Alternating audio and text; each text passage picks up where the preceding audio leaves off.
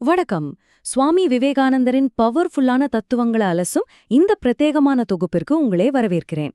இன்னைக்கு நாம என்ன பார்க்க போறோம்னா, மத்தவங்களோட விமர்சனங்களை எப்படி ஈஸியா கையாளுவது, தொலைஞ்சு போன நம்ம சுயமரியாதையை எப்படி கெத்தா மீட்டெடுப்பது அப்படிங்கறத பத்தி தான் மிக ஆழமா பார்க்க போறோம். கண்டிப்பா இது உங்க சிந்தனையும் வாழ்க்கையும் மாத்த போற ஒரு செஷனா இருக்கும். நேரடியா விஷயத்துக்கு வருவோம். நீங்க இவ்ளோ கஷ்டப்பட்டு உழைக்கிறீங்களே, இருந்தாலும் உங்கள யாருமே மதிக்கலன்னு எப்பவாவது மனசுக்குள்ள வருத்தப்பட்டிருக்கீங்களா? உண்மை என்னன்னா, மத்தவன் என்ன நினைப்பாங்க, என்ன சொல்வாங்கன்னு அவங்க அங்கீகாரத்துக்காக காத்துக்கிட்டு இருக்கறதே ஒரு வகையான அடிமைத்தனம்தான், தெரியுமா? ஆமாங்க, மற்றவர்கள் என்ன சொல்வார்கள் அப்படிங்கிற எதிர்பார்ப்பே நம்மளோட முதல் சறுக்கல். சரி, முதல் கொள்கைக்கு வருவோம். இந்த விமர்சனங்களை எப்படி எதிர்கொள்வது? இத புரிஞ்சுக்க ஒரு அருமையான உதாரணம் இருக்கு. உங்களுக்கும் உங்களை விமர்சிக்கிறவங்களுக்கும் உள்ள வித்தியாசத்தை இது சூப்பரா விளக்கும். ஒரு பெரிய யானை ராஜநடை போட்டு வீதியில கம்பீரமா போய்கிட்டு இருக்குன்னு வைங்க. தெருவுல நாய்கள் குறைக்குதுன்னு அது நின்னு அதுங்களுக்கு விளக்கம் கொடுத்துட்டு இருக்குமா? கிடையாதுல்ல. அந்த யானை வேற யாரும் இல்ல, நீங்க தாங்க. உங்களை விமர்சிக்கிறவங்க ஏன் அப்படி குறைக்கிறாங்க தெரியுமா? ஏன்னா நீங்க அவங்களால எட்ட முடியாத ஒரு உயரத்துக்கு போய்கிட்டு இருக்கீங்க. நீங்க எப்போ உங்க பயணத்தை நிறுத்திட்டு அவங்களுக்கு பதில் சொல்ல ஆரம்பிக்கிறீங்களோ அப்பவே அந்த யானைங்கிற கம்பீரத்தை நீங்க இழந்துடுறீங்க. ஒரு நிமிஷம் இத பத்தி யோசிச்சு பாருங்க. யாராவது உங்ககிட்ட வந்து ஒரு அழுக்கு மூட்டைய கொடுத்தா அதை நீங்க வாங்கிப்பீங்களா? கண்டிப்பா மாட்டீங்க.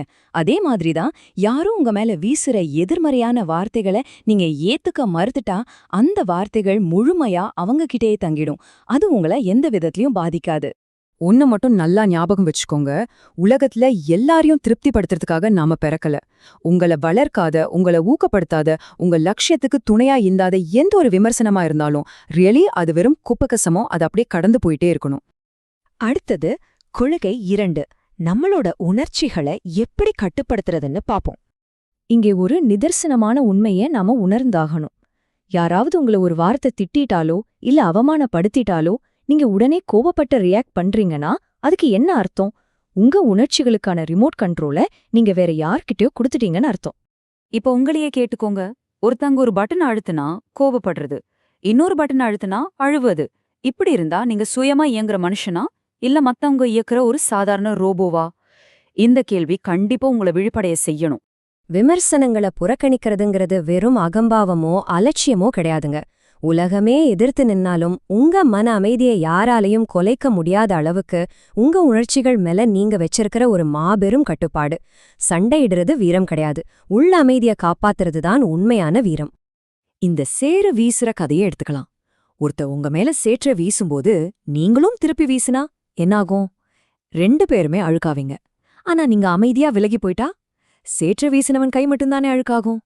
உங்க மனசு ஒரு ஆழ்கடல் மாதிரி இருக்கணும். விமர்சனம்ங்கிற சின்ன சின்ன கற்கள் உங்க ஆழமான அமைதியை கெடுக்கவே கூடாது. சரி, இப்போ கொள்கை 3க்கு வருவோம். முழு கவனத்தையும் இலக்குல மட்டுமே செலுத்துறது. ஒரு பெரிய லட்சியத்தை நோக்கி நீங்க குறிப்பாத்துட்டு இருக்கீங்கன்னு கற்பனை செஞ்சுக்கோங்க. பின்னாடி இந்த யாரோ கேலி பண்றாங்கன்னு நீங்க திரும்பி பாப்பீங்களா? கண்டிப்பா கூடாது. ஒரு கருத்தை எடுத்துக்கோங்க, அதே உங்க வாழ்க்கையாக்குங்க, அதே கனவு காணுங்க. விவேகானந்தரோட இந்த வார்த்தைகள் எவ்வளோ பவர்ஃபுல் பாருங்க.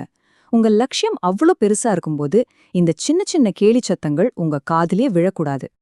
இதை எப்படி சாத்தியமாக்குறது? நம்ம கிட்ட இருக்கிற எனர்ஜி ரொம்ப ரொம்ப லிமிட்டெட். அதை தேவையில்லாத சண்டைகளுக்கும் வாதங்களுக்கும் வேஸ்ட் பண்ணாதீங்க.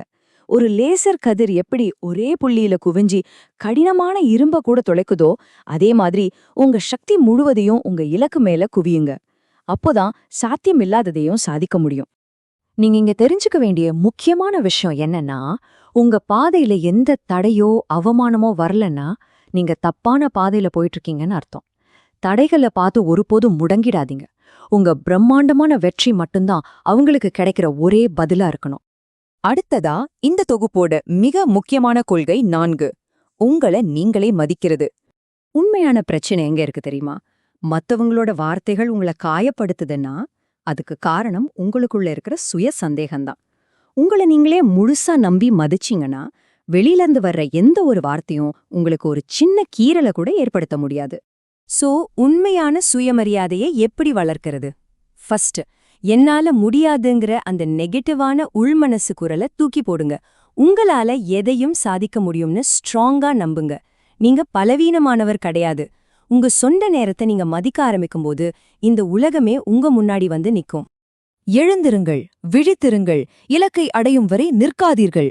விவேகானந்தரோட இந்த முழக்கத்தை வெறும் வார்த்தைகளா பார்க்காம உங்களை தட்டி எழுப்புற ஒரு அழைப்பா நினைச்சுக்கோங்க.